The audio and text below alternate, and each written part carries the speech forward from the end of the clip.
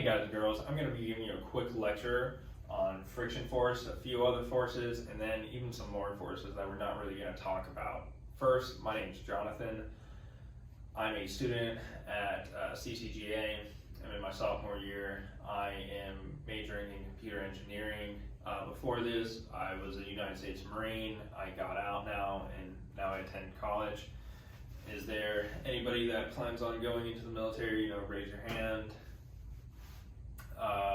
If you did raise your hand, I want you to know that you just answered a pre-recorded video. So anyways, forces, right?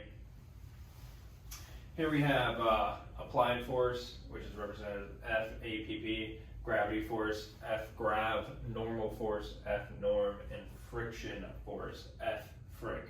I usually like to write friction force as F,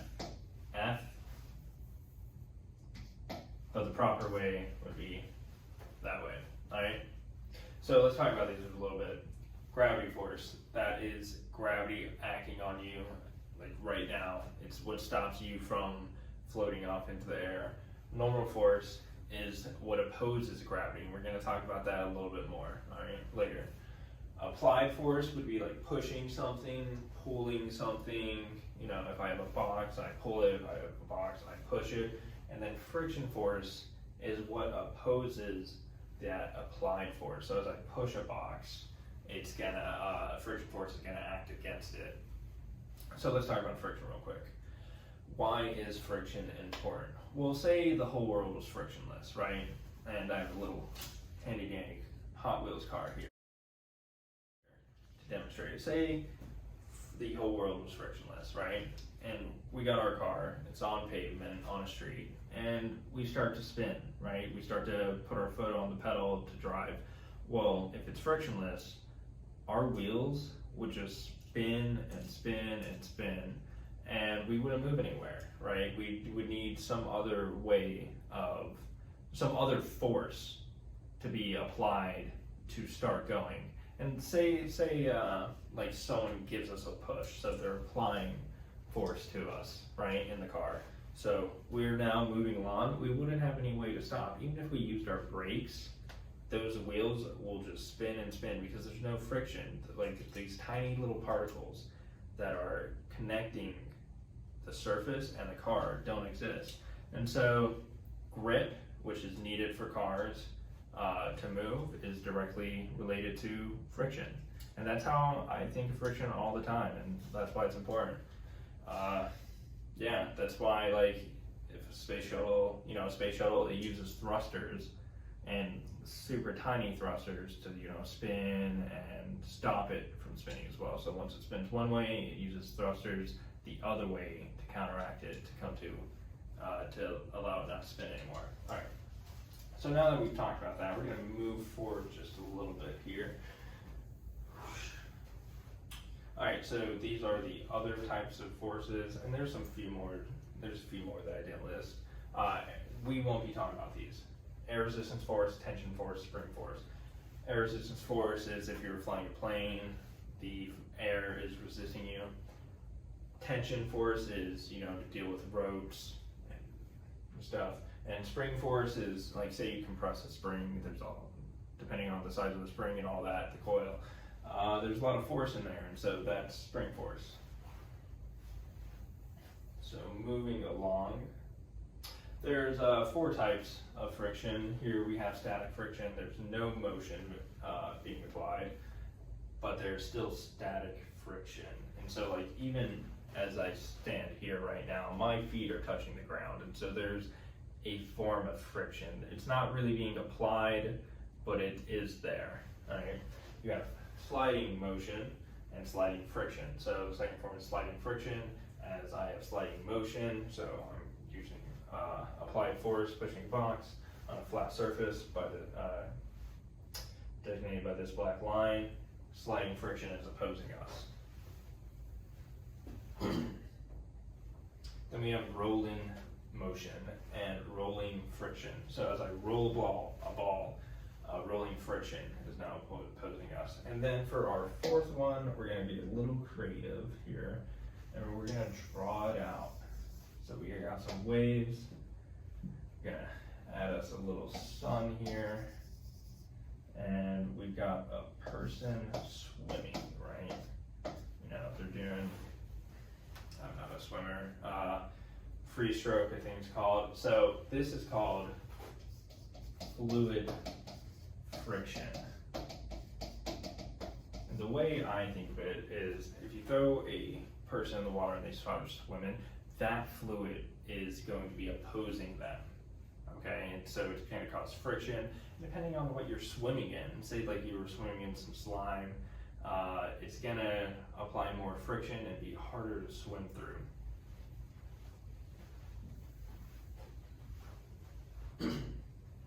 Okay, so here we have a box. It is just like, it is completely static. There's no, we're not moving on it or anything like that.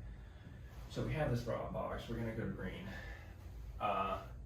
Gravity force is being applied to it, and so normal force is being applied to it, right? So F grav, we talked about earlier, is gravity force. F norm is normal force, and they are equal to each other, which is gonna make them zero, okay? So gravity is pushing down, normal force is pushing up, right? Think of it as like, as I press on it. It's basically the force I exert against gravity at all times, all right? So we're gonna apply applied force to this box, and we're gonna push it. That's gonna cause friction force, right? And so here we have a diagram of a box on a flat surface, and these are all the forces acting on it, all right?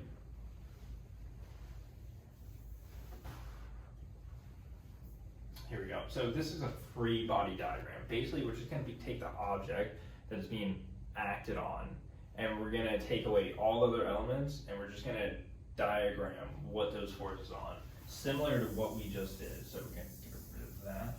So like earlier, we saw that gravity and norm was being applied, as well as applied force because we're pushing it, and frictional force. Oh, friction force, sorry. Could have abbreviated as F.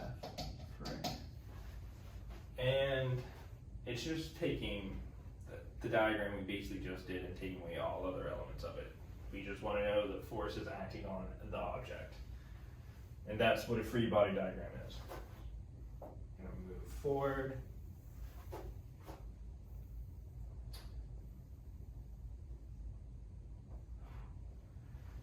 So here we have another situation that, ooh, did I jump cut by chance?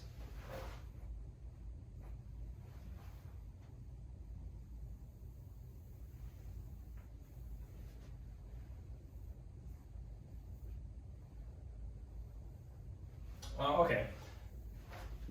Here we go. We're going to talk about net force on this slide. So I'll write that out here for you. Net force. So we know when we have gravity and we have normal force, that is going to equal to zero in this situation. And then say we have applied force and we have frictional force.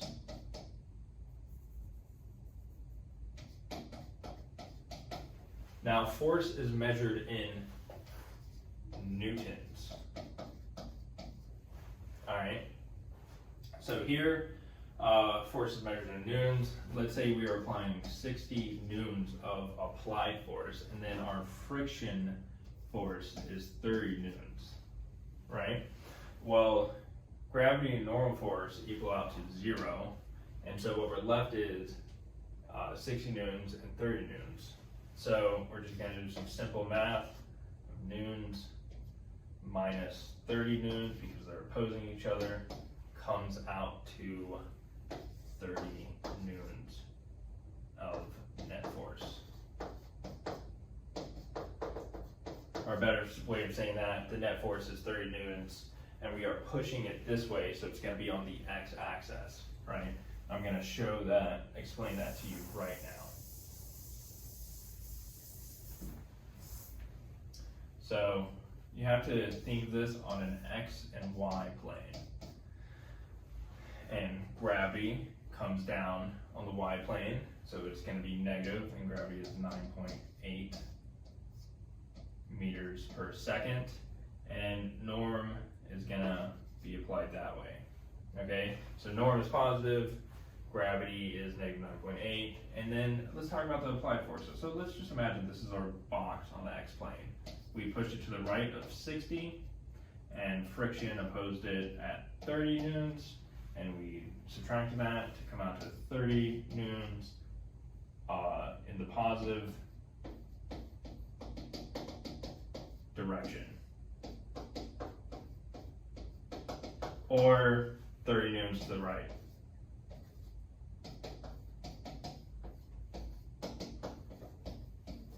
Bam. Easy peasy. Alright, so you gotta consider these things on an x and y plane. Hopefully that's pretty clear. Gonna grab this.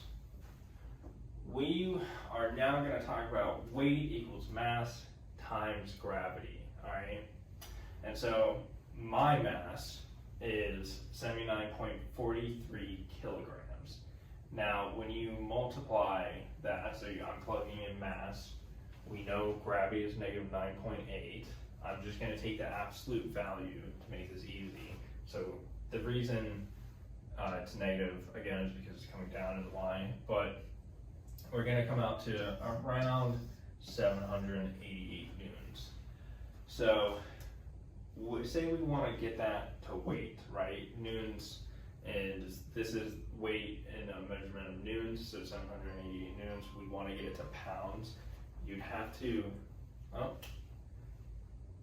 seem to be having an electrical issue. All right, seems to be cleared up. We're gonna divide this by the conversion of newtons to pounds, and the conversion is about 1 pound equals 4.88 newtons. Oh, sorry. No. 788 newtons multiplied by 4.88, because 1 pound is 4.88, or divided by 4.88, and we're going to come out to about 76 pounds, give or take. Okay, that's some simple math that y'all can just go ahead and do, and that ends it for this lecture. Actually, one more thing. So the reason I brought this up is because weight is is directly related to friction. So we know that my 788 newtons is my weight in newtons, right? And so as I stand here with gravity and my mass, I am pushing 788 newtons against the ground. So say I doubled my weight, well, that's gonna double my friction, okay? And so weight is directly related to friction. Now, let's pull this along. We're gonna get into the lab video. And so it's gonna split to the lab, and I'm gonna give y'all some, I'm gonna walk you through the setup, and you'll have your lab sheet there to guide you through. Right. Hey guys, welcome back. We're gonna be doing the lab experiment demonstration now. So first off, you're gonna need a flashcard or note card, fold it in half, hot dog style, just like this. You're gonna take your scissors, make about a 1/2 centimeter cut, like I've already done. Then you're gonna take your paper clip. I found it easiest to feed it through, flip it around this way. Feed it through the back, just like that, and it comes out like that. So from here, you will take your rubber band, right? And you will feed it into that paper clip.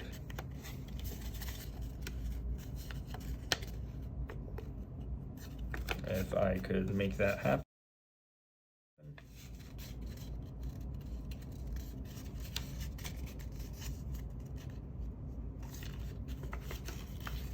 One moment.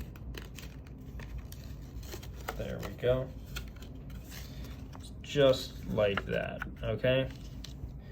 Take your string, about, 10 inches in total. You're gonna make a knot around the rubber band.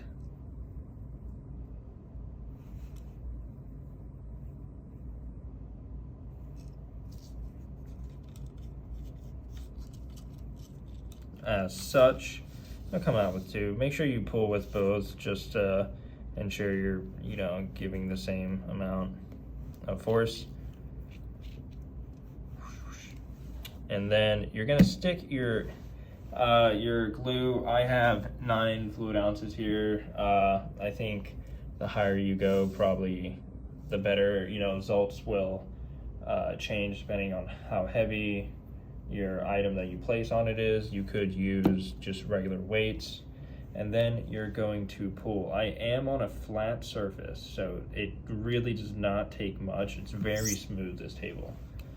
It does not take much for this to go. So you're gonna get it, and boom, I moved it, so I'm applying just barely, like I'm almost applying just enough force to move it, and then you're gonna get your measurement, the stretch of that